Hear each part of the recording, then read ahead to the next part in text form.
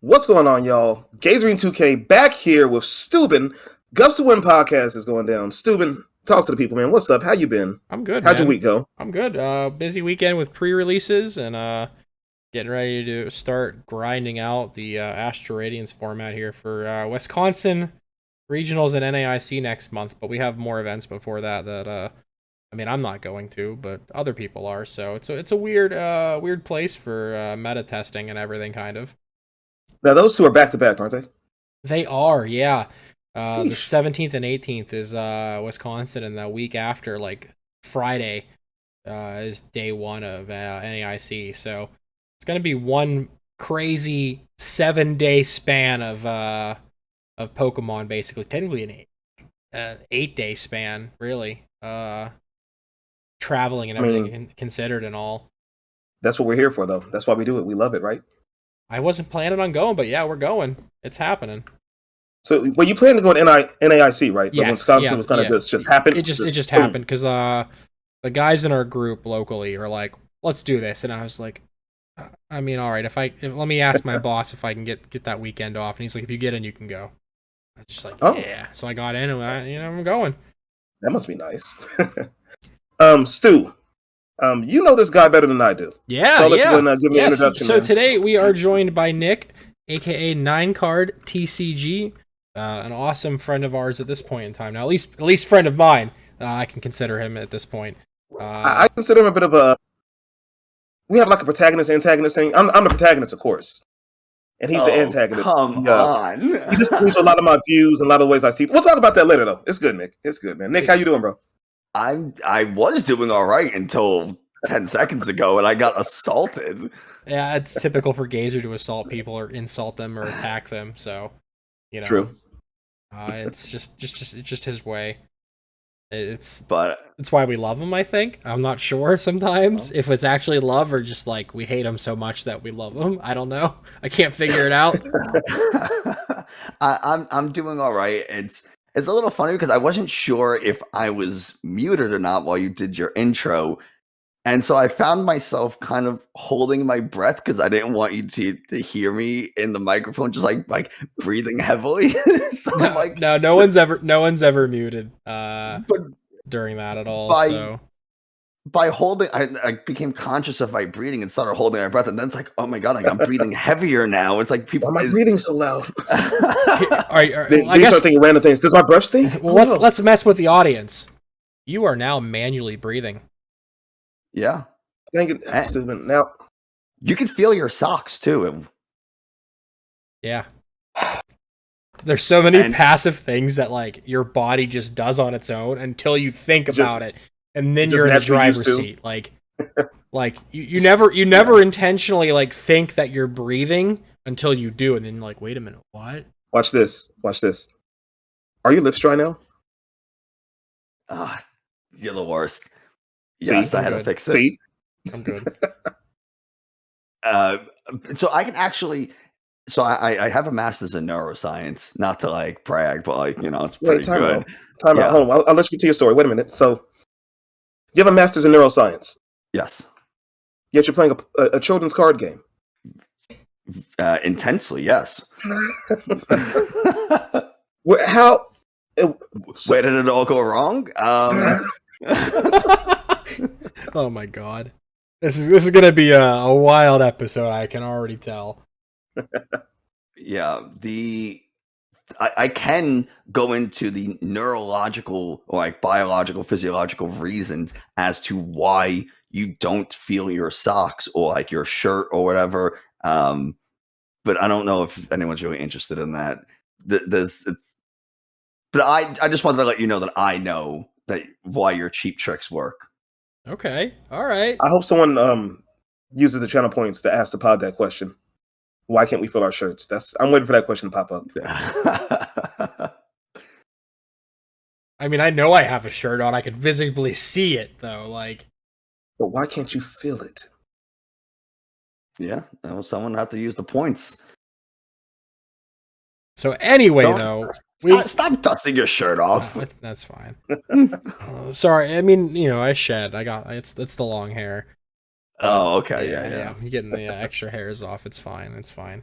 But anyways, welcome on in. Thank you for joining us, and sorry that Gazer took so long to be ready tonight. I'm gonna call him out on that. Look, I'll explain. Look, I got mixed up. I thought we started at 8 Eastern, 5 Pacific. I was taking my sweet time. I hopped in the shower. I played basketball. I just got done playing basketball today. We hooped for about 2.5 hours. We played like 11 or 12 games. I didn't play that well today. I didn't play that well. Didn't win a whole lot of games. Now, if this was last week, different story. This week, not so much. But after that, I went and I grabbed something to eat. Got Applebee's, brought it back to the family. We ate, we chilled. I said, okay, I got about an hour and a half to the pod. Let me go hop in the shower and hang out and just take it easy. And then I checked Discord. I'm like, all right, Stu, I'm getting dressed now. Why is there a phone call going on between you and Nick? What's happening here? Yeah, we were on time, if not a little bit early, but it's whatever. It's fine. The world of Spotify and everywhere else, so this will be put out. Yeah, they don't know what's late or early at all, so it doesn't matter. We can cut this part, right? I'm not like in trouble. Yeah, totally. I'll totally edit this out, 100%. Yeah. Okay, cool. I don't want people to think know that I'm the reason I made the mistake. Oh, no, yeah. Okay. Yeah, totally. You're fine. Thanks, Stu. I'll totally cut it out of the podcast. You can blame it on me. It's all right. Yeah. I was late. No, it's Gazer's fault. It's always Gazer's fault. All right, so let's shift into the 6th prize turn, formerly known as rapid flow questions, where we're going to ask you 6 random questions. Give us the first answer that comes to mind. Don't think about it, just blurt it out. Gazer, would you like to take the wheel? Nervous. I'm going first? Yeah, go for it. Okay, so we're going to ask you these questions quick in succession. Don't think about it. Like I said, just blurt it out. Whatever comes to mind, just say it.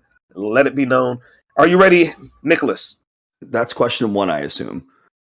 No. No, question 1. Is your full name actually Nicholas? It is. Okay, wasn't sure if it's like maybe Nikki or. I guess it's the 7th prize turn now. All right, question number 1. Favorite dessert of all time? Oh man, there is a chocolate cake from this restaurant nearby. It's a Spanish restaurant. It's like this chocolate cake with like brownie pieces, and it's so decadent, but it's the best thing. I love it so much. Ooh. Deck box, playmat, and sleeves on your favorite deck right now. It is the deck box is the Ultimate Guards flip and tray. The sleeves are the Dragon Shield Crypt dual mats. Sponsor us, Dragon Shield. Look at the product in my hands. I've got it everywhere. If I reach down, I've got 2 more boxes. Hit us up, Dragon Shield. I also have Dragon Shield sleeves literally in my hand but anyway, and the playmat is some random like Magic the Gathering style like Phoenix thing. Okay. I don't even know what it is. I'm being super honest. I know it's from Magic. I don't know what this is, but it's Magic. It's definitely Magic. The description on Amazon said MTG Pokemon. All this. It's just like a cool image that I like. Yeah, all right. Next question. Least favorite starter Pokemon? Least favorite starter Pokemon. Come on, quick. Tepig. Okay. Respectable. Favorite non-Pokemon game? Favorite non-Pokemon game? Oh god, Destiny. Yeah. You Destinyers. Yeah. The best boss's order art is Giovanni Full Art. Toilet paper, over or under? It's over. There was a patent that showed it was supposed to be over. That's the correct way. That's see, this is why. Yeah. Gazer put that question, but I feel like because I had to be the one that read it like out loud, like I think I just like furthered the poop meta of like the Twitch if you don't know, channel. Suda's nickname is Poopin. I love it. I love it. Yeah, he during his streams he takes a lot of bathroom breaks. Not anymore, you know bro. What I'm saying? I've been really good about it. Thank you. But no, Nick, this just further adds to our disagreement on multiple things. Toilet paper goes underhand, man. It doesn't. There's literally a patent that shows the design of toilet paper rolls that goes over. Yeah, so that was the intended design for it. Like if you have it underneath and you go to pull it, the whole roll is just gonna like keep spinning and it's just gonna pull. But if it's over and you pull it, you'll be able to tear it correctly, and use it all more appropriately. But look, when you rap, I don't know if you guys rap or if you guys bunch, but I rap, and when you rap and you're going overhand, that's so awkward and just it's not a regular motion. Is your toilet always clogged? It has to be. Because if you're wrapping No. your toilet paper bro around your hand like a mummy, you are totally. Do you guys bunch? What do you guys do? You guys just bunch? No, I just use the squares. Every time he goes to the bathroom, you know he's killing 3 trees. You might not be wrong. Yeah, Gazer is climate change enemy public number 1 for sure.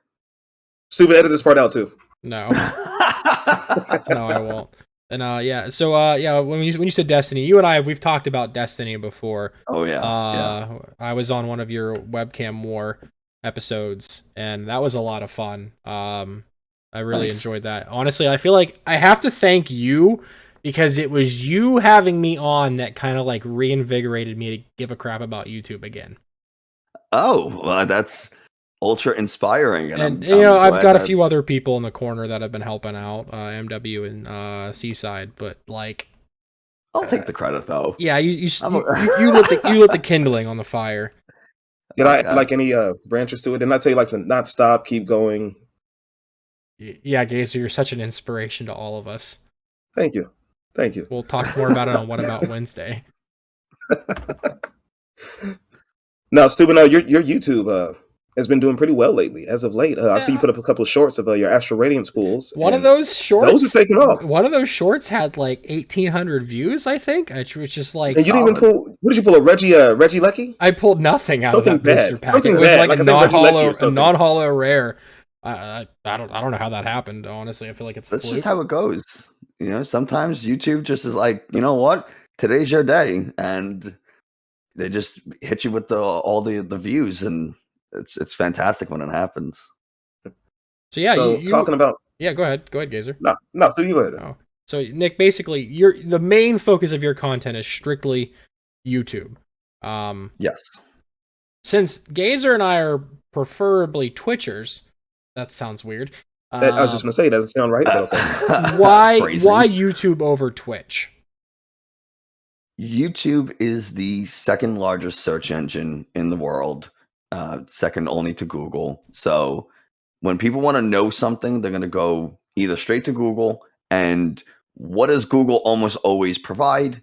YouTube. A YouTube video, true. So that was the initial rationale behind it. And also, my work schedule is always changing, and you know, whatever going on in real life with my wife or whatever, making, you know, pre-recorded videos is so much more conducive to like my changing schedule than committing to a live schedule that, you know, I don't want to break that schedule often or change it up. I think being consistent and people knowing when you're going to release a video, when they can expect content from you, is super important.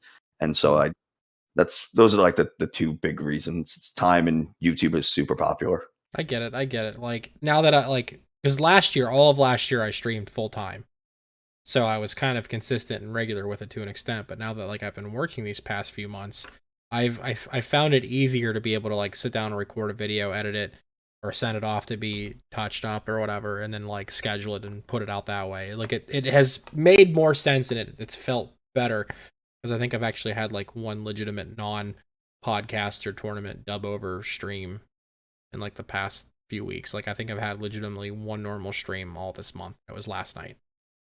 So I get it. Yeah, it gets tough, but you know, those who really love, when I do stream, I really enjoy it. I just, you know, I have to be mindful of my time, my wife's time, and make sure I'm doing my job, because that's how I can pay for all this other stuff. Yep. And you know, and I also really want to be mindful of my viewers' time, and that they feel respected, and I'm giving them the time that they deserve. So YouTube just works better for me like that. Get it? Each their own.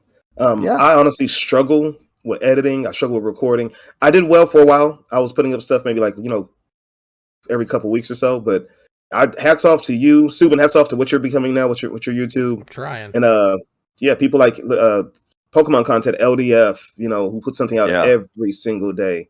It's tough. Mahone, who puts something out, you know, almost every day or every other day at least. Our boy Sean, for the win, TCG. He puts out a video almost every day too. So you guys are champions. It's the hardest thing for me. I found streaming every day easier. I streamed for about nine months straight. Yeah, every night. You called it the streak, but everybody just referred to it as Gazer doesn't wipe very well, hence him rolling the toilet paper over his hands now. The streak, yeah, that's why. Yeah, that's where the streak came from. But no, yeah, YouTube is difficult, man. So when did you? Because you're getting a decent following now. I've seen you have a few more subscribers than Steuben does. You know, no slight to Steuben because Steuben's on the way up too. You guys have way more than I do. It's not about. It's not about me today, man. It's not about me. I gotta give roses what they do, man. I gotta give roses what they do. Your YouTube is starting to pop off. Nick, yours is there too. I'm happy for you guys, man. But when did you start your YouTube though, Nick? Oh, I started it a while ago, but I didn't understand how YouTube functions or how I fit into YouTube until maybe the past 8 months ago.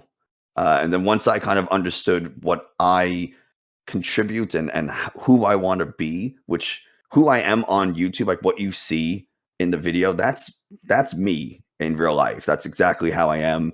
And I think that's really important. And so once I kind of started to realize that about 8 months ago, I started to see some significant growth. And don't get me wrong, my channel is by no means large or anything like that, but it is growing every day. Honestly, it gets a little bit bigger, which is absolutely wild to me. It's mind-boggling to see, and it makes me incredibly happy. But I did start I don't know, a year and a half ago, or maybe 2 years ago I started. And oh wow, I think so. It was when did Battle Styles come out? Was that 2020? I think that was January 2020. Battle Styles was no, not Battle Styles. No, Battle Styles was 2021 last year. Was that May? Last year. Was that May? It was the I think that was May. April or May because it was delayed. It was delayed. Yeah, I think that was May. Either way, around then is when I started making videos, and yeah, it's been a journey. I'll say that. Now, Battle Style specifically because Urshifu's kind of your boy. Yes. Yeah. Yeah. That's I've been doing martial arts. I've been training Brazilian Jiu-Jitsu and MMA for 10 years. And once I saw Urshifu in Sword and Shield, I said, that's the Pokemon for me. It's literally just a karate bear, and I do martial arts, and I'm super hairy, and it just worked. And then the cards came out, and I said, oh my, I have to play an Urshifu deck. That's just what it has to be. Yeah, I mean, the day it was released, it massively impact. Rapid Strike had a few months where it was the king, and then Single Strike was the king for a little bit, and now Rapid Strike's still really dang good. So, are you trying to say Single Strike is not good? It's not. So, I don't know if you know this, Nick, but Gazer's only IRL deck right now is Single Strike. My favorite deck is Single Strike. It's the deck I prefer to play. But it's not good? No. I body Mew. I body Arceus if they don't have Dunsparce. I beat Malamar before. My record is 12-6-1 IRL with that deck. I'm not saying it can't win. It's just the consistency that it has is just, if you draw slightly out of order, you are done. Okay. I would play it at Pokemon League, but I wouldn't play it in a tournament where there's prizes. I'm playing for prizes all the time. Okay. If I grab the binder and I've got the alt art Urshifu Single Strike cards. I've got the gold cards.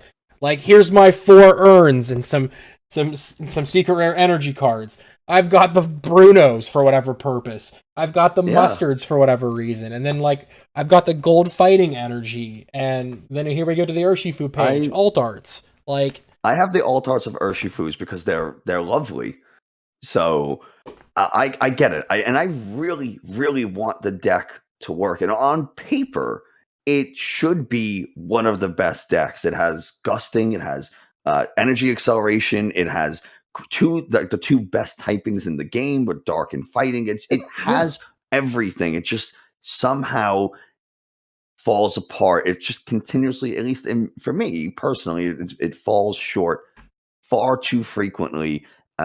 Maybe you can start strong, but man, you either just lose steam or you just have those bricks. And yeah, I want it to succeed, and maybe something like Grant, maybe Gutsy Pickaxe, things like that. Maybe playing with the Beaver line helps. And I know those are all suggestions that people have given for ways we can improve single strike.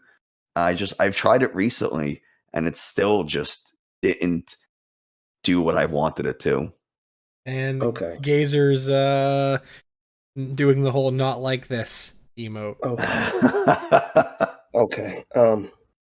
So many things is wrong with that statement you made, with that preamble you just had, Nick. We got a lot to talk about, so I don't want to waste too much time on it. I'm just going to say that I don't know how you guys handle single strike, but I'm handling it very well. I'm playing it very well. It performs for me. Yes, it can brick at times, just like any deck, and it tends to brick, a little more often than others. But it has two of the best. It hits for two of the best weaknesses right now. It's a good deck. Like I have, online tournaments where I did well with it. I'm doing well with it in IRL. I don't see. Just let's carry on. I just can't. Steven, I don't know how long I can stay in this interview, man. I'm gonna have to walk out on the pod, man. Yeah, no, you're just being dramatic. It's okay. So, anyways, though, like other than deck selection and Urshifu being your man, you recently got products sent to you from TPCI. I did, which yeah. is honestly a massive accomplishment in its own rights. Yeah. So congrats to that. How did you feel? Thank you. How did you feel? Like, did they contact you? Do you contact them? How does that transpire? And like, how do you feel about it? I will start off by saying I don't know how I got any product. I just showed up one day. I have no idea.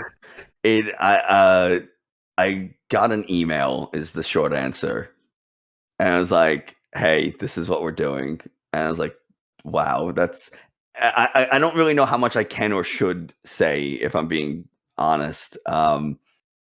But basically you'll know like when something's happening like that, they'll be, it won't be magically at your front door.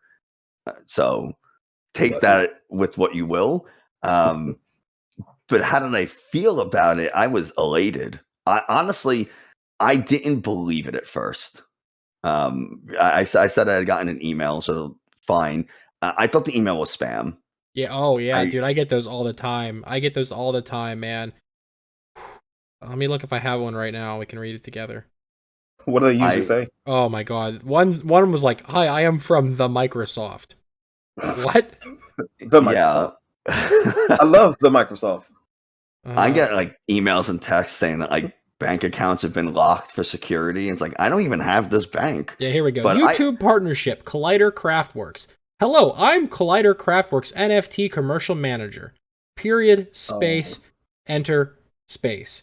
We would like to offer you cooperation in advertising. Period, enter, space. We're willing to pay you $1,000 for a 30-second video at the beginning of your video. If you think this is not enough, you can offer us another amount and we will decide if it suits us. We want to promote Cypher NFT projects. First of all, screw NFTs. With best regards, commercial manager of like. There's no name here. Like, there's no name in this. Yeah. And then like here's another one. Elizabeth Jackson. And then like it's just like a big blob of text, and it's like Alienware Inc. I want to tell you about myself. I am an advertising representative of Alienware. Totally. With the email address elizabeth.jackson.blah@online.ee. Yeah. Sure. So yeah. So I thought it was spam, and I just happened to click on it anyway, and I was like, oh, this is legit, and it just kind of took it from there. But it was such an amazing feeling, and one that I don't know that I necessarily deserved. Part of you struggle a little bit sometimes with things like imposter syndrome, and like, do I deserve this? Am I a meaningful enough to the community? And but you have to kind of just fight through that and be like, you know what, they picked me for a reason. This is happening, accept it, enjoy it. And once I was able to jump that mental hurdle, I was just over the moon. Like, I immediately called my wife and was like, this is the coolest thing that's happened. And it was such a fantastic experience. Truly, it really was. That's awesome. Yeah, when you posted the tweet, I was just like, "Oh, let's go, dude! That's so awesome!" I was so stoked for you. Like, oh, thank you. A lot of people who haven't gotten it before got it this time, and I was like, "That's so awesome! That's so cool!" Like, look at these people getting this, and like that means like that they're doing it. You know what I mean? Like, you're in there. You're knee deep in like some sort of like community success to be able to get that. I'm like, that's awesome. I was so happy for everybody. Knee deep is strong. I might be like ankle deep. Ankle? Yeah. Maybe mid-calf, maybe mid-calf? No, I'm gonna stick with ankle. Okay. No, that's when I first started streaming, there was like a few things. Like I didn't think I'd be doing this as long as I'm doing it. I've been doing it now for, oh my gosh, dude, I'm coming up on 2 years, man. Yeah. I think next month is 2 years. I gotta do something big. Yeah, you gotta host another tournament that will go until 3 a.m. and people will make poopy comments afterwards about. But you're not wrong. But I was gonna say, but we had like 200 people, which we did, but you're not wrong. But no, it was fine. When I first started streaming, after I started doing this for a while, I said, okay, if I want to do this, I want to be, at least decent at it. And I said, okay, there's certain milestones that, let you know you made it. On Twitch, it's like, 100, 1,000 followers. Like, okay, that's a milestone. Another thing for, Pokemon regards was like getting a sponsor. Someone wants to, give you codes and, stuff like that. And I got a couple sponsors. Okay, I made that part. I think one of the top things though is getting product from TPCI. That's like one of the things like I'm getting there. I'm arising. I'm coming up, Yeah, yeah. Well, Gazer, I'll tell you what, they don't look at Twitch. I think they look elsewhere. From what I could be biased, and I'm not saying like I deserve anything, but I see other Twitch specific streamers who make Pokemon content who are definitely beyond deserving, who just don't even get looked at.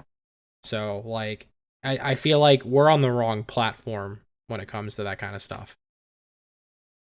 I wish I could give more insight, but the truth is I do not know, unfortunately, and I feel bad saying that. No. Yeah, I mean, I'm sure there's like they're secretive about it, but it's still an awesome accomplishment, and it is. I'm super stoked for you. I tuned into the live stream. You had some awesome hits. It was good. It was good. It was so much fun, and I sitting there, you put out the tweet once you get the stuff, so you can kind of show it off. And from that moment, which I don't even know when that was, from that moment until the day of, like when you can actually open it, was like, I don't want to say agonizing because that's like clearly over dramatic, but you're like staring at it, huh? Like every day I look at it as I walk into the studio, and whether I'm doing like my job or making videos, and you just look at it and like soon, soon, and it was, some people opened it early and recorded a video and published a video. I opted to wait to do it a live stream because I wanted to share it, like my reactions with as many people as who were willing to watch. But yeah, it was tough looking at it every single day. And at least once a week I had that thought of, I'm just going to make a video, forget the live stream. I'm just going to make the video. I just want to open it. But you fight through it and you don't. And it was a great live stream though. It was probably one of my favorites to do so far, just because it was like, for me on a personal level, so monumental. Mm-hmm. I feel like I don't know how people collect sealed product. Like, to be honest, like I know you have some in the background chilling, but how is the temptation not just to like bust into all that? Like, how are you not like fiending like, I want to crack some packs today? I'm not a collector, really. I have some sealed product partially to kind of fill the background, just so it looks nice and looks cool. And some of it are products that I like the Lucario and Urshifu V boxes and some booster boxes, just cool sets. But I don't have like this huge urge to open packs. I don't care so much about like the collection aspect. Mhm. I just most of what I buy is singles, just so I can build as many decks as I possibly can. Like I much rather buy a handful of singles and play than buy a bunch of packs and open them, without a doubt. I feel it. I Like, can't lie to you. Gazer's been going hit hard. starting to get me. That dopamine you get from just opening a pack is starting to get to me now. I got a lot of problems. Over the last year and a half. Just because when there was the great Pokemon shortage of 2020. You couldn't find cards anywhere. So I would run into cards at Walmart, at Target, or somewhere else. And let me grab that. So I just stacked up. And I've been tempted to open for a while. I have a booster box sitting right here from Evolving Skies. Steuben told me not to open. I have some other tins and stuff like that. But then just recently, like maybe 2 months ago, maybe a month and a half ago, what did I rip open? I opened something. I was like, oh, it was Brilliant Stars ETB. And, I want Arceus so I could start playing it. I didn't hit it. I'm like, okay, maybe the next one is it. Maybe, so it's the next one. Maybe the next one. Maybe the next one. So I just, I got a problem now. I keep buying now. I can't stop. I have issues. Fun. I will say, I enjoy doing it live, but I also really enjoy opening packs with my wife, mostly because she has no idea what's happening. And like, she knows how to play, kind of. She plays Ice Rider because it's a fairly straightforward deck of just constantly melanieing to an Ice Rider and it's saying Max Lance. So it's straightforward in that sense. I'm building that for my wife right there. Ice Rider. Yeah. So she knows how to play that. She has fun with it. She doesn't know any of the Pokemon or anything like that. She just like sees shiny cardboard and gets excited, or I get excited because like something like I get excited over Luminion V because it's super playable. And she's like, "Oh, okay, we're excited now." Like, yeah. Oh wow, cool. it's a fish. We have these for real. Like, why are you so pumped? I don't have that problem. My fiance constantly kicks my ass at this game. I'll be honest, and she often beats me as well. Mostly because it's a product of what she plays, and she's smart. She also has a master. She's smart, so it's like she can sequence and figure things out, and she does beat me. We make bets, like if I lose I have to give her a massage, and I often lose to her. Now are you throwing just to like I was just gonna say it's on purpose. The first time like the first time or two I'd either like lose or make it a really close game, so she'd like feel encouraged to play, and like you don't want to just beat down on somebody and they're like, this isn't fun at all. And now I'm like struggling. I'm fighting for my life out there. she's smack talking. It's brutal. Oh my god, yeah. And now, that's the fun stuff. And now look at, if you guys are live, look at the chat. There's my fiance asking where her massages are. So thank you for throwing me under the bus. You are so welcome. Oh man. Oh, oof. Can I answer a question? Yeah. Who among the other Pokemon trading card game influences would I like to take on in an MMA fight?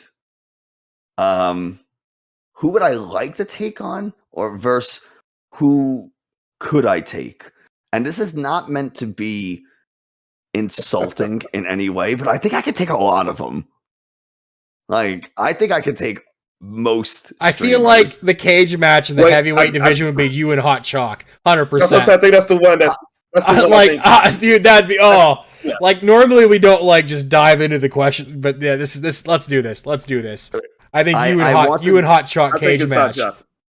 Hot Chalk would be very tough just because he's so strong. Like I've seen, he came on the channel and he was just like stretching and like flexing at the same time, just because that's what his muscles do. We're constantly flexing, and I'm across the ocean. I was like, ooh, I'm a little scared. Like he's a strong man. Yeah. That guy, he's tough. I feel like that'd be like the closest match that we could actually think of. Like, I can't think of anybody who's like super physically like fit and like in that regard of like either swole or skilled. Like I can't think of that.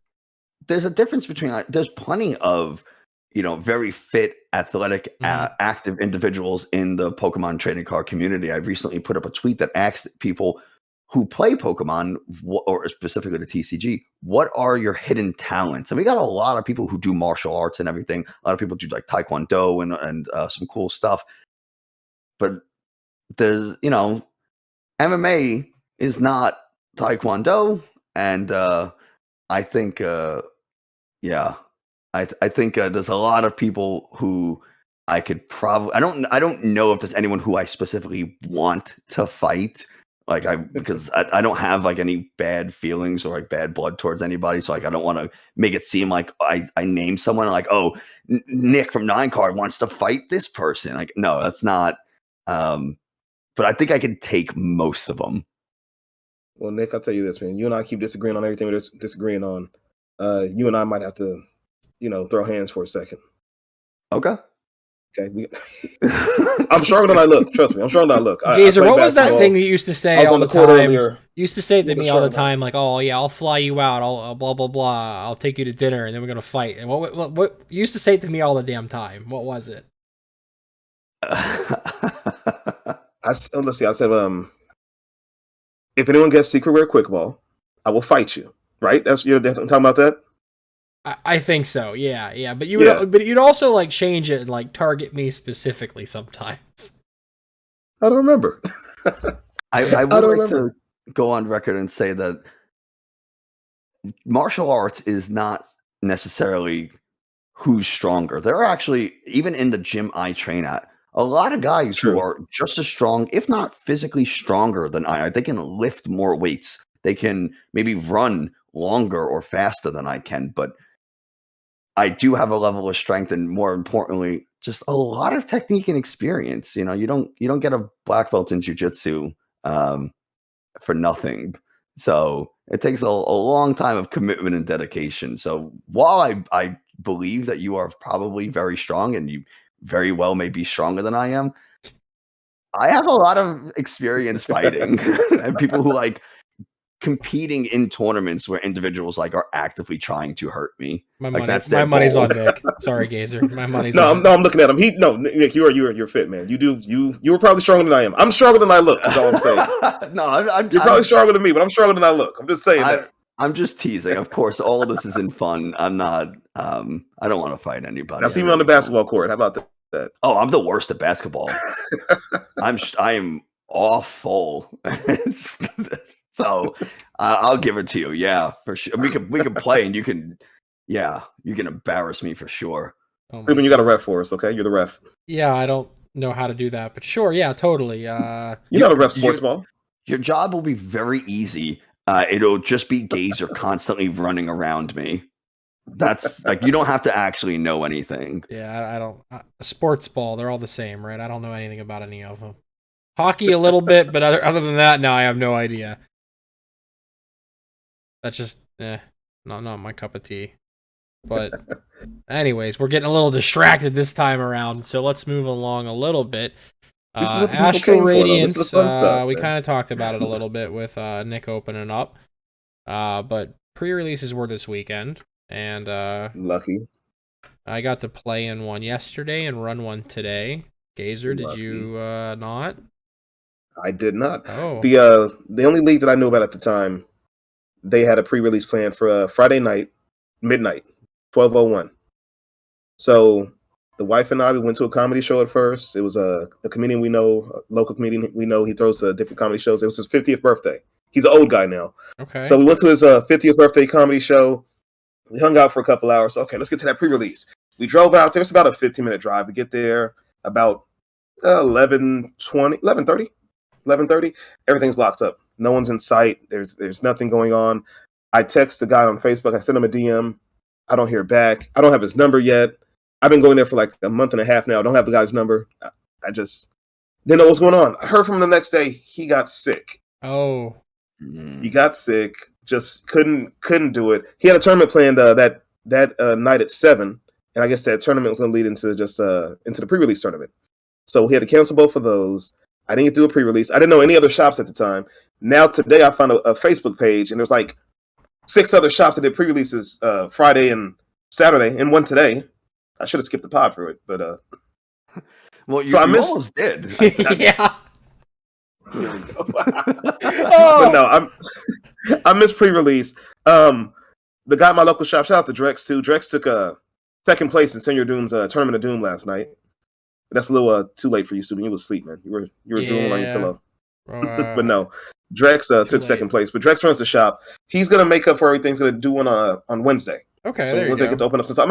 I might stream it Wednesday. I might pull up the cell phone, like when I streamed myself doing that backflip that one time. Yeah, that was I might pull up the cell was phone. totally you doing the backflip. It totally wasn't a white guy. Exactly, Nope. exactly. Nick, I'll send you the video later so you can see. Yeah, it's I'm excited. it's really good. He's the backflip master. Yeah, during September on Twitch, I told him, if we get enough subs, I'll do a backflip, and I had to give the people what they wanted. So that's what I did. But no, I'll probably bust out the phone Wednesday night. Maybe I'll stream that, and then I'll talk to another guy locally. He has like leftover building battle packs, and he's selling them for like $15-$20. So I might just buy some of those and open up on stream so I can be like everyone else and feel better about myself. I missed my very first pre-release. Yeah. I mean, you have all weekend technically this coming weekend still, but also this coming weekend is New Jersey, and Nick's going to that. So Yes, I will be. Nick, where are you from originally, by the way? New York City. Okay, I hear it. I hear it in there. I'm like, is he from Jersey himself? I hear it in there. Okay. No, I live very close to Jersey, so I'll be driving out to. I don't have to get a room or anything, which is fantastic. Save a lot of money on travel and hotel when you live right there, so works pretty well. I'm guessing you didn't head to Salt Lake City earlier this year. I did not. This will actually be my first ever regional. Okay, all right, How you feeling about it? I'm very excited. There's of course a little bit of pressure to perform. Simply when you are a streamer or a content creator, there's an expectation that you will do well, and I'm trying not to let myself feel the pressure because it is my first event, and I'm mostly going just to have fun and meet some people that I've spoken to on YouTube and Twitter and here and there. So I'm really just trying to enjoy the whole experience. And if I do well, then awesome. And if I don't, so be it. Even the best players don't win them all. So exactly. So don't ever let it get to you. I don't know how many the other episodes that you've listened to, but definitely play something you're comfortable with. Don't change your deck the last second. Make sure you get plenty of sleep. But ultimately, just have fun, and yeah, you'll be able to go punch Sunny in the face for us. Oh, definitely. Definitely. I would never do that. Please do. Please. Sunny was originally going to be like our third podcast host, but we're not good enough for him. So I don't think I know Sunny knows who I am, but I don't think he knows what I look like. That makes it all the better. Just walk up and just randomly punch him then. This is for stupid and gazer. That makes it all the better. It would 100%. For the Gust to win. It would be 100% unprovoked. He wouldn't even know who is hitting him. It wouldn't be fun. I could never do that. It'd be fun for us. Yeah, make sure you videotape it. Oh yeah, because I want proof of my assault. Yeah, absolutely. He'll tweet it, guys. Just got punched in the face by some random guy at regionals. No idea what's going on. Oh my Some God. hairy guy just punched me in the face. Oh, that's so funny. So, what are you most excited for? Either just the experience or being able to meet people? I mean both. I think meeting people is part of the experience. I think it's all connected.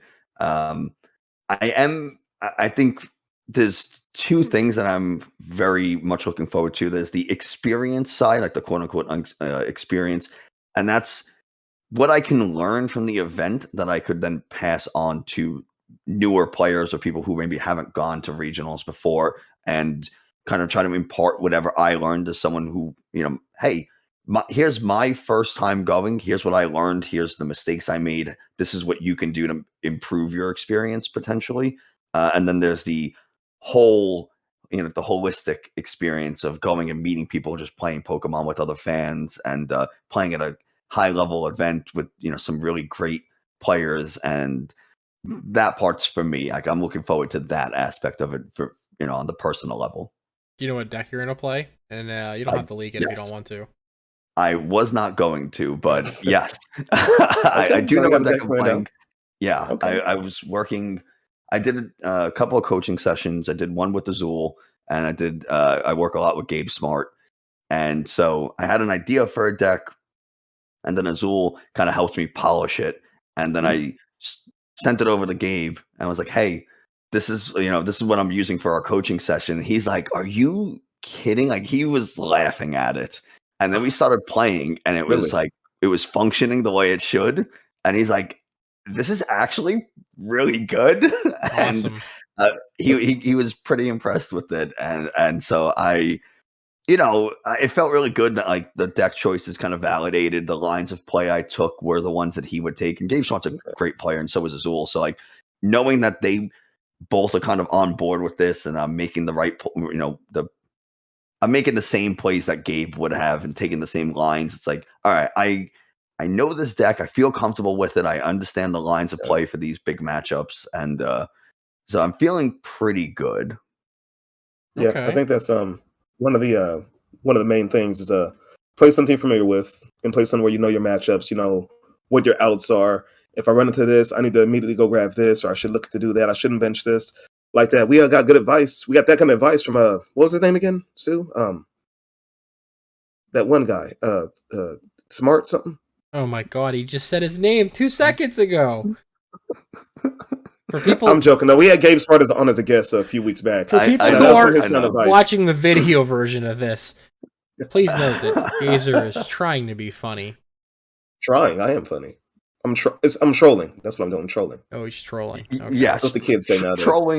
Trolling and being humorous. Yes, not because we have, according to Anchor, less than 1% of our audience is kids. So, yeah, for the kids. That's the kids. That's what the kids say.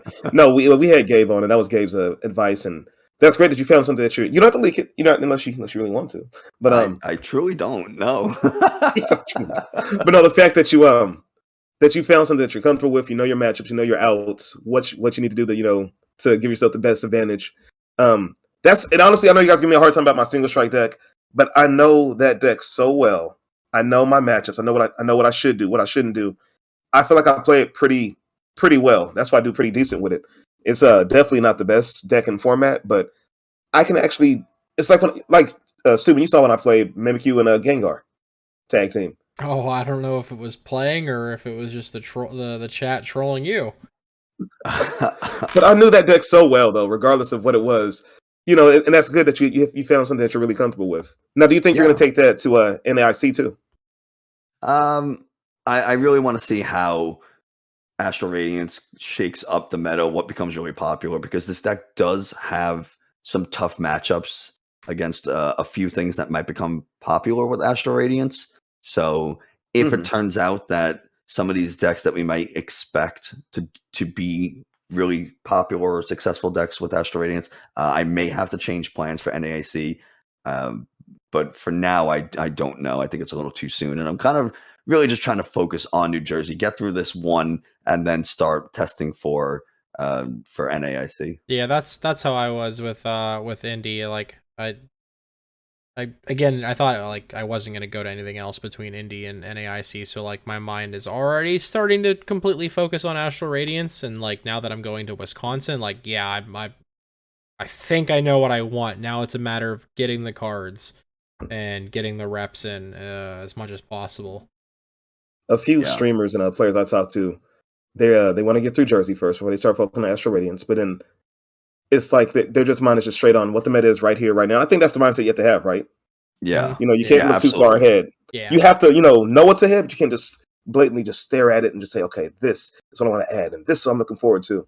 So yeah, I think that's tough for you guys. Still, it's gonna be easier for you since you're, by the time you go to Milwaukee, it'll be legal, right? Yeah, and I mean technically, like the weekend of Memorial Day, there's the Full Grip 6K. And also Card Trooper has a 2K, 3K or something going on in Kentucky. So I mean, like, there are early events that might help make my decisions easier when it comes to deck building and whatnot. Like I know our local group, we can never agree on like a deck to play together. It's funny because like one of the guys like after the fact, shout out to Mike.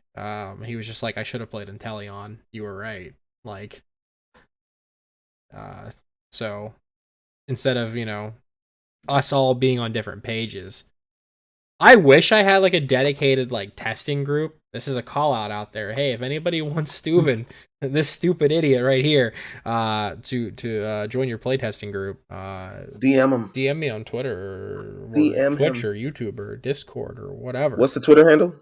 It's everything Steuben. ST00BEN, correct? Yes. I would love to really get a group together who would like want to focus on like a deck or two and like really hammer it out, especially going into like uncharted waters with Astral Radiance. Yeah, I'm very much looking forward to it, but for now I can't. And if I actually never came out and said it, but if you look at my recent YouTube videos, there hasn't been as much gameplay, and there hasn't been any gameplay really with any Astral Radiance decks, and that's because I'm trying to just focus for New Jersey. Yeah. Oh no. Yeah, Mhm. you have to. You honestly have to. If you want to be able to play at your best and perform at your best, then yeah, you have to focus on the format that exists, not what's coming. Yeah, and I do want to reiterate something that Gazer said before, was that you need to play what you're comfortable with, and that's likely why Gazer does so well with single strike, is because that level of comfort. And I say that in a lot of videos that I do, even if a deck is objectively worse than others, if that's the one if that's the one you're comfortable with, that's what you should play. And I actually had someone, Jordan, from Gym 9 TCG, reach out to me. It was like the 2 days before Indy, and he was like, "Hey, I need some advice. Should I play this deck that's like, supposedly really good for this format, or should I play this deck that isn't as good but I know really well?" And I said, "Play the deck you know. Play the deck you know. Like, why are you gonna 2-3 days before the tournament switch your deck, start trying to learn all these matchups, cram all this information? It's just not the most effective way." Unless it's a deck that you already also really know, then Yeah. I can see why you might want to make that change. But like, I personally wouldn't switch to a totally new deck like that. And I was like, just play what you know. And Jordan ended up doing really well in Indy. So good job, Jordan. And yeah, I will advocate for playing what you like and what you know more than quote unquote the best deck in format. Mm-hmm. Yeah, we had Squid Lounge on last episode, and he thought he was going to play something completely different, and he ended up playing what he was comfortable with, Malamar VMAX with Arceus, and he made top 64. So I mean, like, there you go. That's not a deck. That's not a good deck. Like I almost wanted to play Victini, and like again, Gazer hates all these different decks. That's not a good deck. Nine-Car, what are your thoughts on Malamar VMAX and Victini VMAX? I think Malamar VMAX gets better with Roxanne. I'll give you that. With Roxanne and Dark Patch, I'll give you that. I think so. I think it's a substantial, maybe not like top, maybe it's not like best deck, maybe it's not tier 1, but it definitely gets substantially better.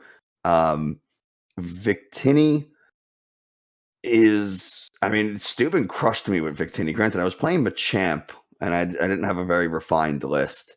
But Victini, when it is rolling, it can do what it wants. It's just sometimes it's really tough to get rolling. Oh no. We've definitely changed it since then. Emily and I have been kind of like brainstorming it, and we want to play it with like the Bibarel package. Play it like Whimsicott, but it's Victini. Interesting. Like I'm trying to like drop the Kabus, and just have extra Pokemon in there to like, so you don't just get donked or brick. If you're not watching live or watching the VOD, Gazer is leaning so far back in his chair that I am legitimately concerned he is going to fall back into a different dimension. Pay no attention to what's behind the green screen. You guys know how I feel about Victini VMAX. It's you can't knock out a Malamar. You can't knock out a Rapid Strike Malamar. What are you doing with your life? I don't think Rapid Strike Malamar is something that you particularly have to worry about right now. Not as much.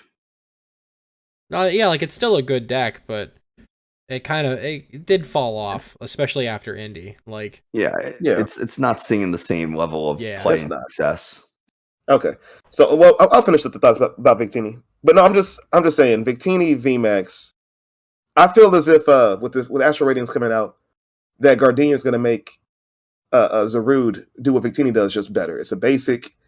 It hits 120, which is it hits even harder. Victini VMAX isn't good. It's not necessary. It can't knock out a Malamar, but it can't knock out anything that has more than 100 HP. What are you doing with your life? Zarude hits even harder. He hits 240, right? Exactly. Yeah. So 242 would be. Yeah. I use Zarude. It's a basic. I use Gardenia. I feel fine with that. I'm gonna make a Zarude deck. I'm excited for Zarude. I could see it being a nice 2 prize options like Zarude Arceus or whatever with double turbos and Gardenia. Mm-hmm. Well, no, you don't even need double turbo. You just Gardenia, 2 grass, attach. What's the attack cost on that Zarude? 3, 2 grass, 1 colorless. Okay, so yeah. It's still not bad. Not bad. I could see it. But so with New Jersey regionals coming up, the Secaucus. What do you guys think the meta? You said the what? Secaucus. That's where it's at, right? Oh. Yes, it is. Okay. Secaucus. Yeah. Okay, I thought you were. Okay. Oof. So, what do you guys think the meta is going to be like? Do you think we're going to see a big shift after the triple event weekend last weekend, or do we feel like the current format is solved? I don't think there's going to be a major shakeup. I think I'm personally expecting a lot of Arceus Dark, like Arceus, like similar to Ian Robb's list, like Arceus with Moltres and Hoopa. Of course, is going to be Mew because it's too powerful to not. Yeah. It's too powerful. I'm also expecting just a bunch of Arceus variants. You just kind of Arceus in general is going to be very, very popular, and I wouldn't be surprised if you hit one or a couple of Urshifu here and there. I think Urshifu is one of those things that if you know how to pilot it, it can do very well. I don't know how much people are really putting Manaphy and Dunsparce in. I don't know how much people are comfortable with Rapid Strike just because it is a very difficult deck, and anytime that you kind of need to use something like Peonia to pull something out of prizes is always or can be a little bit sketchy, and you have to be super confident in those lines of play and being able to abandon a particular line of play and find a new one mid-game. So I don't think that's so tricky. It really is. So I don't. The people who, like individuals like Tord and Rahul and people who like really know how to play something like Rapid Strike, they may bring it. So you might have some of the top players playing Rapid Strike Urshifu, and therefore you might see Rapid Strike Urshifu doing well, but it might just be a product of not that it's a very good deck, it's that it's a tough deck to play, and the best players know how to pilot it well to victory. So that's kind of my initial thoughts on it for my very long-winded answer. Yeah, like we saw a lot of people play like Whimsicott after Frank's CUIC run. Yeah, but, like, not a lot of people fell through with it either in the top cut. Like I think in the top 32 there was one, and it was brain farting. Oh god, I know who I'm trying to talk about, but I can't remember their name. Why does it happen sometimes? But yeah, like I don't think we're gonna see something crazy different unless there's like a group of people of like brainstorm the perfect counter again. And go from there. And my call last time. No, you're good. You're good, Nick. Just I don't know. Last regional, I made a bad call. I felt as if Mew would be everywhere. I thought Urshifu would be, around, and I thought something, some type of old blast from the past would come back. I didn't know what it was. Just something that would be revived. And I didn't think Arceus would do that hot. And then lo and behold, Arceus was just, everywhere in the top 32. Hang on, so, did you just pronounce it? First you said Arceus, then you said Arceus. Like, when I say it both ways, that way if either way is wrong, I can be correct. See, There that's the is a smart way to do correct it. way. yeah, there is. What's the correct way then? Arceus. Originally, the original pronunciation was Arceus, but they changed it because of in the UK the word arse. They didn't want it to have that same sound in there, so they changed it phonetically to become Arceus, so that people don't have that word in there. I get it. I switch it up every time though, just so I can not be wrong. Kind of like how Mahone says Zashian. Yeah, instead of Zacian, instead of Zashian. I switched it up too. Yeah, I don't know that one. I don't know which one is right or wrong there on that one. Yeah, so. See, I figure if I switch it up, I can't be wrong either way. I can't be right either, but I can't be wrong. You see what I'm saying? How many times have you been right, Gazer? 17. Today, 0. I mean, in general, my whole life, 17. I've counted. Okay, yeah. But 0 of those are today. 30 some odd years on this planet. I've only been right 17 times. 17 times. How did you graduate? People, I was a funny guy, high school, class clown. Oh, okay, yeah. They said, "Oh, Gazer, go ahead and get your diploma." You have the dunce cap. Yeah, I get it. That explains everything. It makes makes a lot more sense now, huh? But no, after my bad take on the last regional, I'm not suited to say anything about it. So, Nick, whatever you say is true. If you say there's going to be a very few Urshifu, I'll take your word for it. If you say Mew's still going to be everywhere, by all means, I'll believe you. If you say Arceus is going to rule around, then let Arceus do his thing. I do think you would be. I mean, technically, you could hit any deck during a regional because of how random pairings work and people show up playing whatever. But the decks that I personally am preparing for are Arceus variants, Mew, Whimsicott, and then I'm trying to handle some of the tougher matchups for my decks just so I can understand those lines a little. But being able to beat Arceus, being able to beat Mew, understanding lines against some other popular decks like Rapid Strike, like Whimsicott, even if they're not as popular as Arceus and Mew, I still think you can't go wrong testing. So you're worried about Whimsicott, okay? It's not that I am worried about it a little bit, just because it's super annoying to deal with, and someone at my locals plays it, and oh boy, I do hate it. But you have to be able to. It came second EUIC. Like, there's no reason to not expect to play it at least once or twice during Swiss. You're right. You should expect to see it. I expected it as an auto loss, and I took it as an auto loss, except for the one I tied. The second time, game 2. Yeah. I hit one round 2 at Indy, and I was like, "Oh, where's our match slip? Is our match slip here yet?" And then as soon as it came, I signed it and took a nice 50-minute break. And then I hit one in round 7. I hit one in round 7. I thought I was done for the day anyways. And I was like, yeah, I'll play it out. And I ended up decking him out in game 2, and we went to time and tied. So felt good. It's not necessarily an auto loss. It's just a really tough matchup. If they're a good player, it's an auto loss. Yeah, you're not wrong. So yeah, it's tough. It definitely is. It's one of those decks that, like, if they hit their crushing hammer heads, if they have path early enough, if they find that fan to get rid of that double turbo energy that you might kind of be relying on, it can get really challenging, especially if you're an Arceus player going first and you don't have a basic energy and you have to attach that double turbo so you could try to get a Trinity Nova next turn. I never want to attach a double turbo going first. No, because it's just gonna get fanned or hammered. Yeah, there's no way. So they have 8 outs in their deck to get rid of it. Like, but it happens occasionally. So, like, trying to navigate all that kind of stuff. What should you do? Like, in that kind of situation, should you look to try to get a second Arceus so that you have one to Starbirth and one to the Trinity Nova? Before the trick wins start, you're just trying to figure out what the best course of action is. Are we gonna move into a world where we all play the Hoot Hoot from Astro Radiance? I will not be hammered. I will not be hammered. I will not be hammered.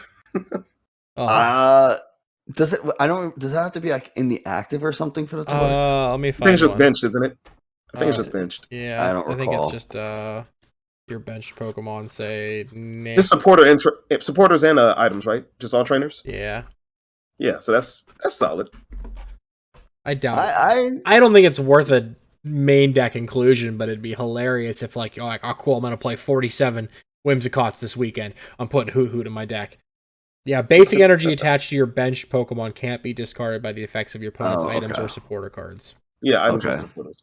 So you mean some type of stadium or tool can knock it off then, huh? I don't think there's any stadiums that discard special energy, but then there's the Imagine there was. There's the one that renders them useless, basically, that's coming out. Oh, that's gonna be such a fun card. Yeah, that's gonna be such a fun card. Speaking of, should we hop into that now? Cards that we think are gonna be pretty good. Hop on our stonks. Yeah, we can shift into stonks. There's a decent amount of questions this time around, so yeah. Okay, let's do some stonks. Okay.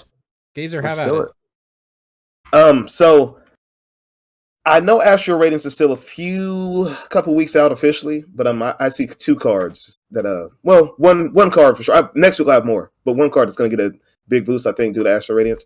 That card is Pierce. I feel as if Pierce is going to see a little bit more play coming up in the next few weeks or so.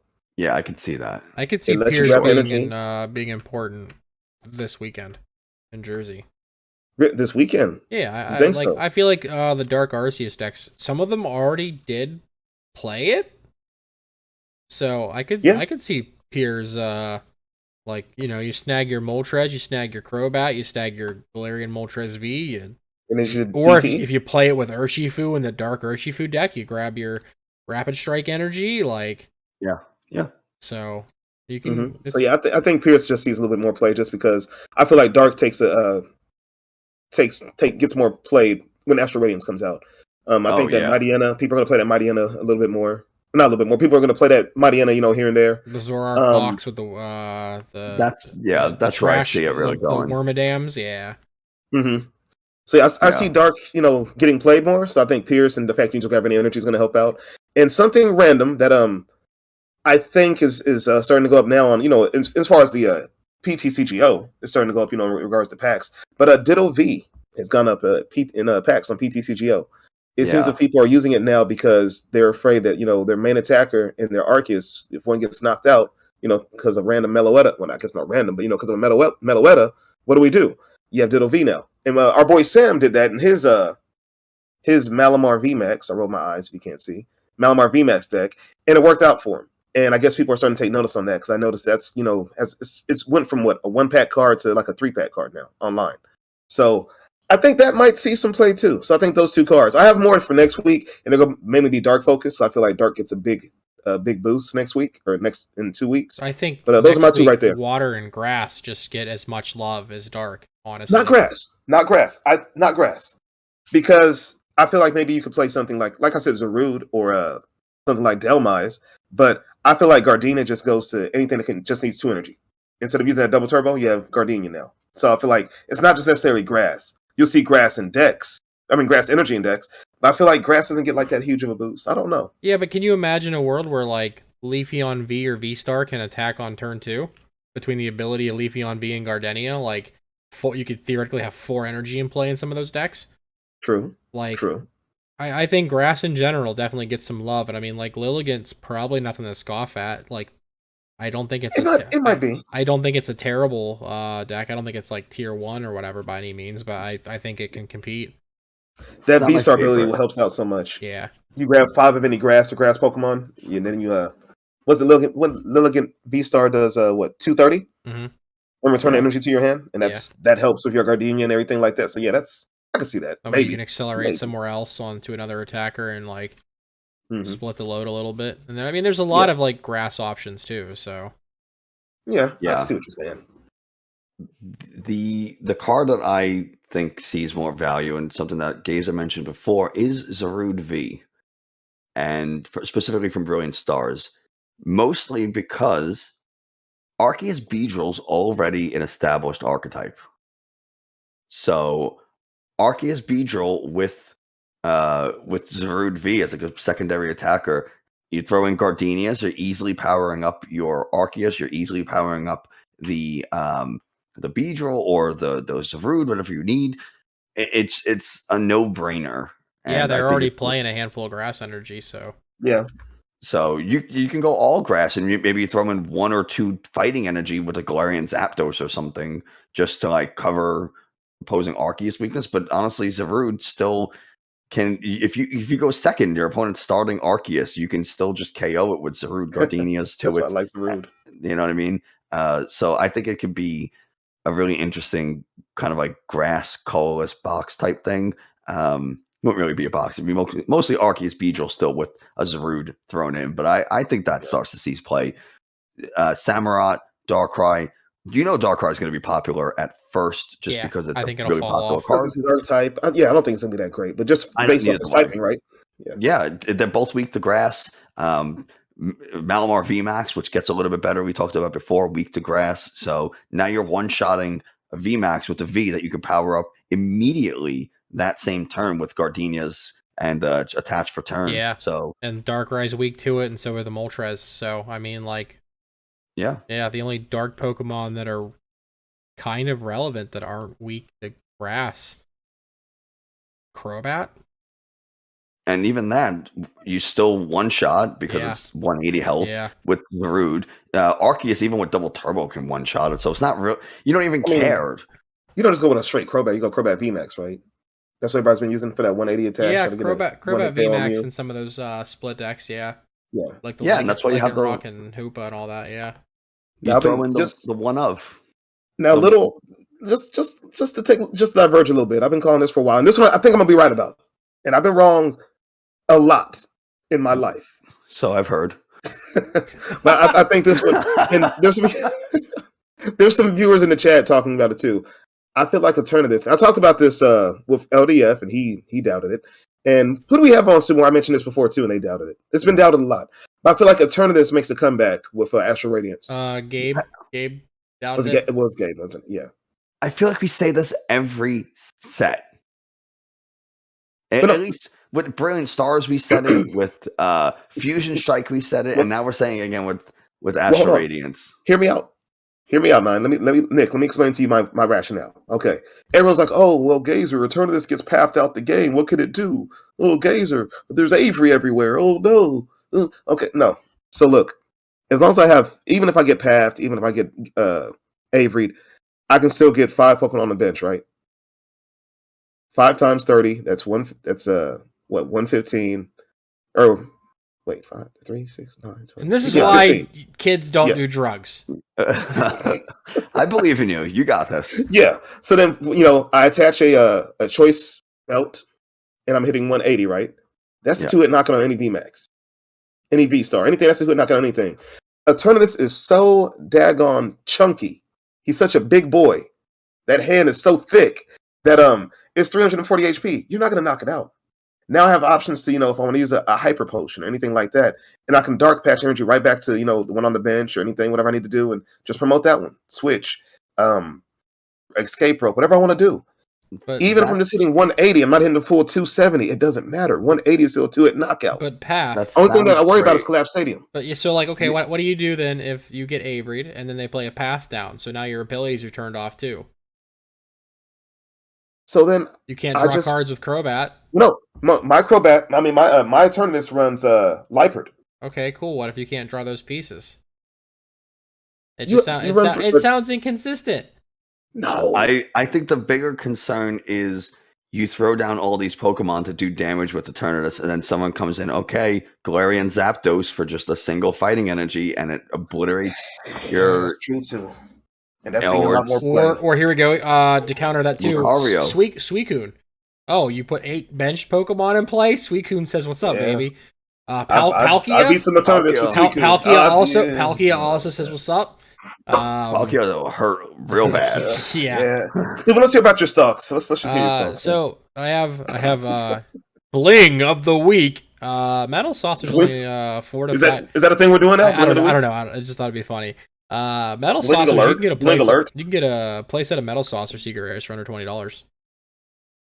Not a lot of good Secret Rare cards. You can get a whole playset for under $20.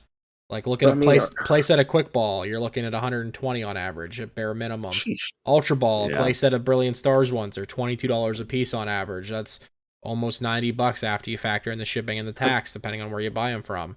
Level Ball, they're $15 to $18 a piece. Like, there's no other like good cards that like you can get a whole playset, or you don't even need a whole playset. Like Air Balloon, yeah, they're $15 a piece, but do you need a whole playset of Air Balloon Secret Rares? You don't need four. No. You don't need four. Do you need a whole playset of telescopic sights or Ordinary Experian rods, shares like or that? anything? Yeah, like No.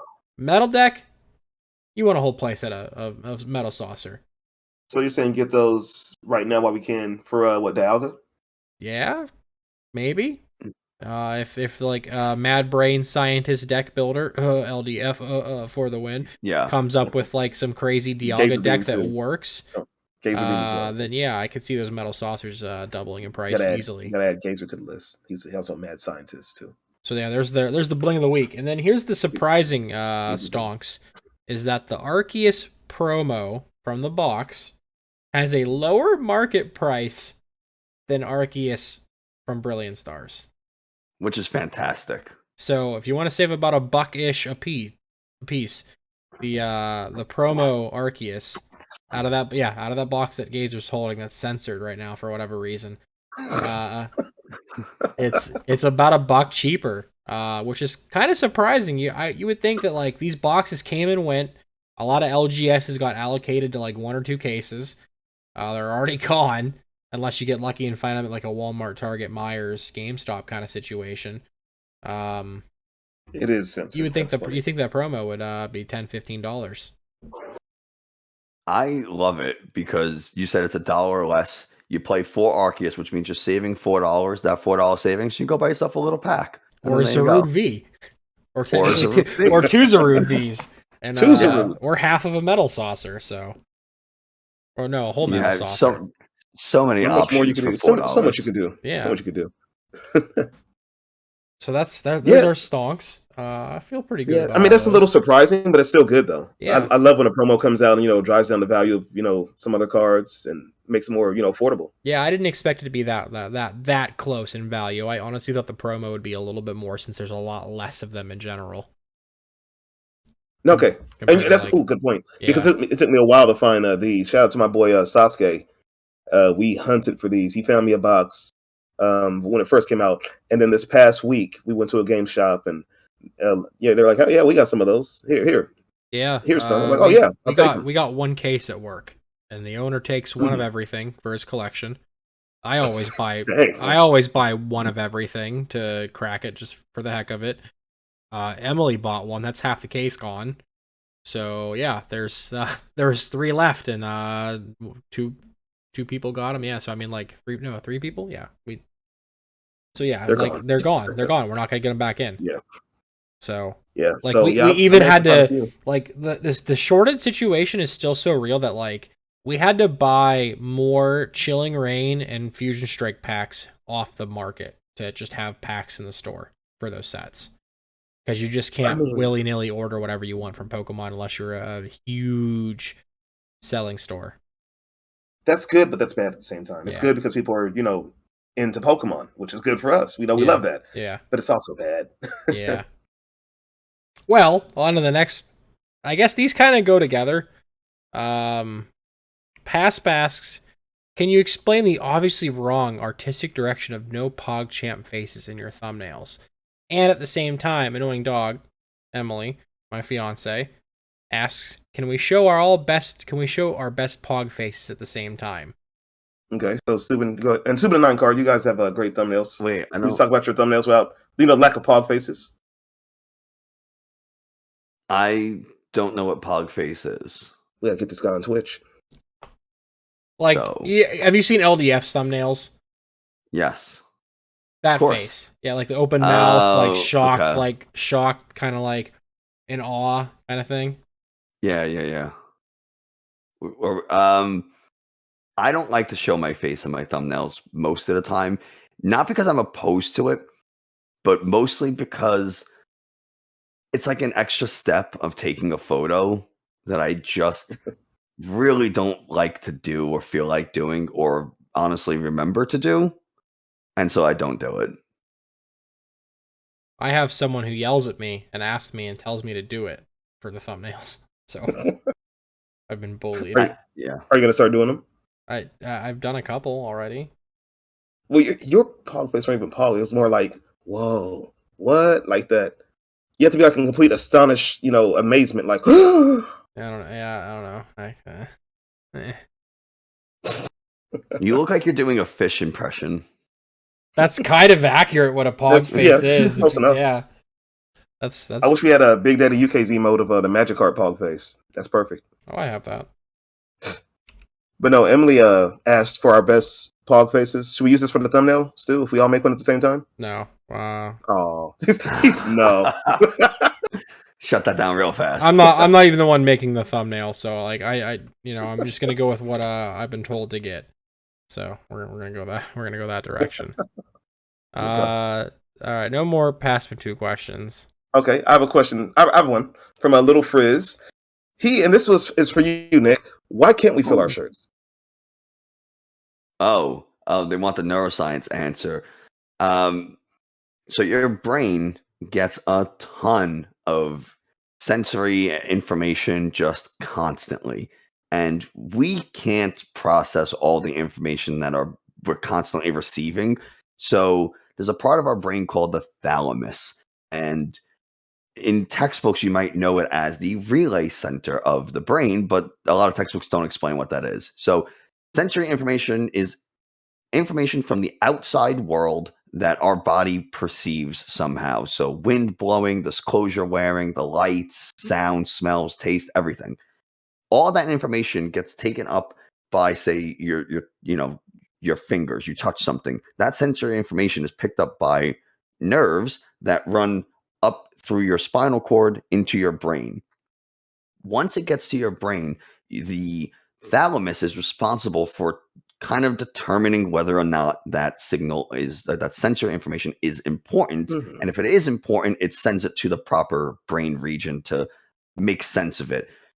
But if eventually, let's say like there's something like your socks, something that like the stimulus is not changing in intensity. So like it's not getting stronger. It's not like coming on and off where like, you take your socks on and off, you feel them immediately, or like, if there's like a noise, like a white noise in the background, eventually you'll just turn that out. But if the noise stops and starts or gets louder, gets quieter and all that kind of stuff, that change in stimuli tells your brain that this might be important. Let's pay attention to it. But after about 10 minutes, if the stimulus hasn't changed at all, I guess it's not getting louder or quieter, it's not changing in frequency or pitch or anything like that, your brain's like, all right, we can kind of block this out.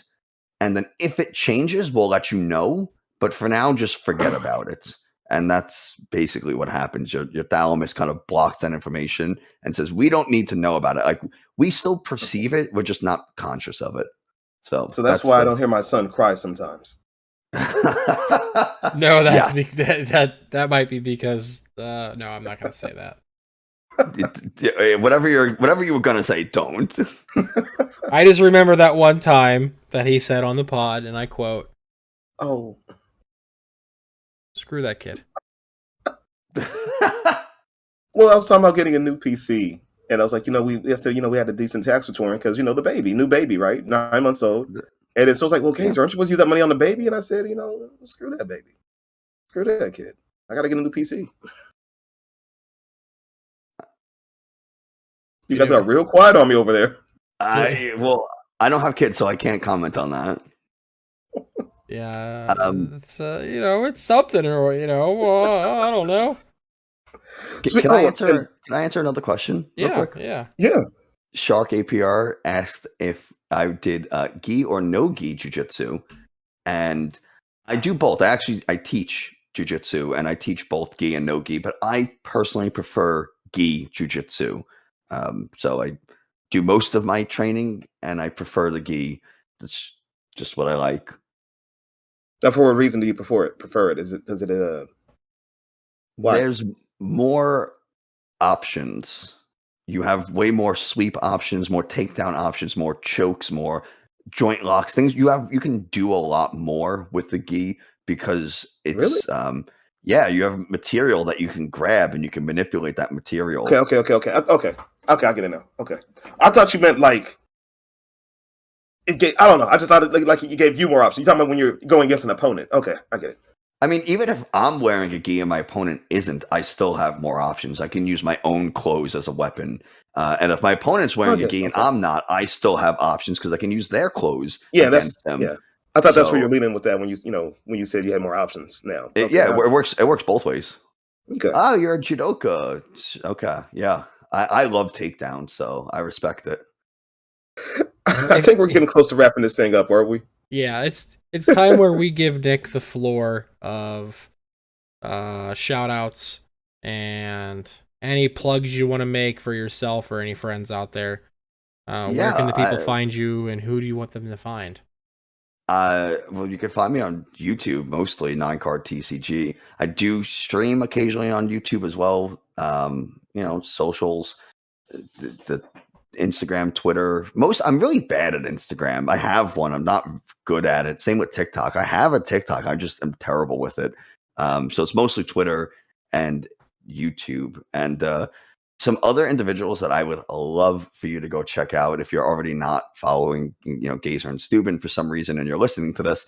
Optimal 60, Michaela, who runs that channel, is fantastic. I would love Michaela.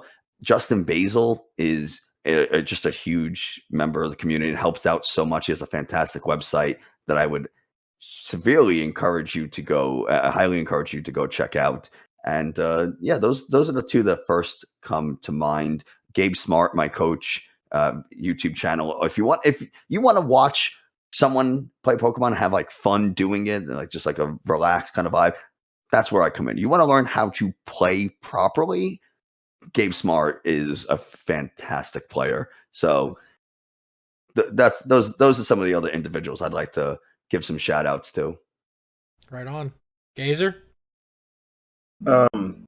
Just echoing what you said real quick, 9-Card. I met Gabe Smart in person once, and yeah, great guy, man. He helped me get started at the local league I'm playing at now, and he knows the game. So you're exactly right. So shout out to Gabe Smart. Shout out to all our previous guests. This is episode 7 of Gust to Win podcast, and we've had 6 different guests on.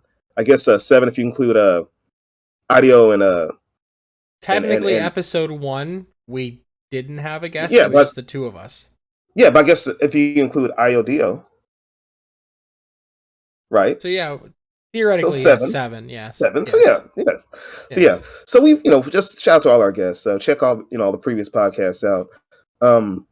Check out our YouTubes. Mine is not as good as 9-Cards and Steuben, but Steuben's is on the way up. Mine's still not great, so don't worry. Check out their YouTube.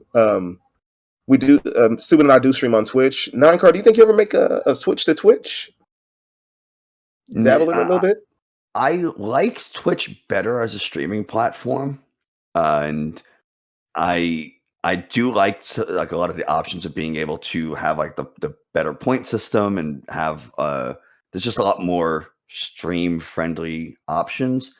So I'd like to, but because so much of my content is on YouTube, I think it's just easier to stay on YouTube, and it's like everything's kind of consolidated into one collection. Yeah, I'm with you. I think it's hard to get people to go back and forth between platforms. People don't like to click stuff, so if I can reduce the amount they have to do, then that's better for me, I think. But no, that's all my shout outs, man. Just shout out to our previous guests that we've had on. I appreciate all you guys. Nick, man, thank you for joining us. I appreciate you for that. Of course. Check out these guys' YouTubes, man. They have over 1,000 subscribers, but they need more. They deserve more. They're putting out some great content. And Steuben, it's on you, man. Not me. Nah, I'm just a dude. I'm just a dude trying to do. Didn't things. Your last YouTube short have like 1,800 views? All I did is open a booster pack, man. I don't deserve it. That is all you really did was open a booster pack. But no, I feel like we haven't taken the time to like plug the people who support us too. So big shout out to Furion for hooking Gazer and I up with the cheap codes. And if you guys want cheap PTCGO codes or PTCGL codes, Furion'sPokemon.com, use code Steuben or Gazer for 10% off. Some of the cheapest codes out there. Like he crushes the competition on price. And I actually have a second sponsor as well. go Can ahead. I Yeah. throw his name out there real Go quick? ahead. Yeah. Lone Star Pack Breaks. Head over to LoneStarPackBreaks.com, and his codes rival Furion as far as price and cheapness. Code word Gazer also gets you 10% off there. So let's say you had a Furion and he's out of Astral Radiance, next week or something like that. Check out Lone Star Pack Breaks, and he might have them. And use code word Gazer, and they're both 10% off. And over at Furion's, you code word Steuben, code word Texas Brown. I think that's all the code words we know. Yeah, and if you go to buy physical Pokemon cards or any cards or supplies, check out the affiliate link for TCGplayer in the description of the video and in the Spotify information and all that nonsense. Because I am affiliated with TCGplayer, and that's super awesome. Yeah, and then just shout out to anyone who's live right now watching us and viewing in, asking the questions. And we appreciate you guys. This has been a ball for us. I know I can speak for Subin on this one. We've been having a lot of fun with this. Yeah, and really the guests have been great every week, like Nick, man. But yeah, Sue, man, you want to lead us out of here, man? Yeah, that's it for me. Big thanks to Nick for joining us. Please check out his YouTube channel. Follow him on Twitter. And all of his links will be in the descriptions of the episode and on the YouTube description as well. But that's it from us live on Twitch. We do this every week. Take it easy. Yep. See you guys. Thanks, everyone.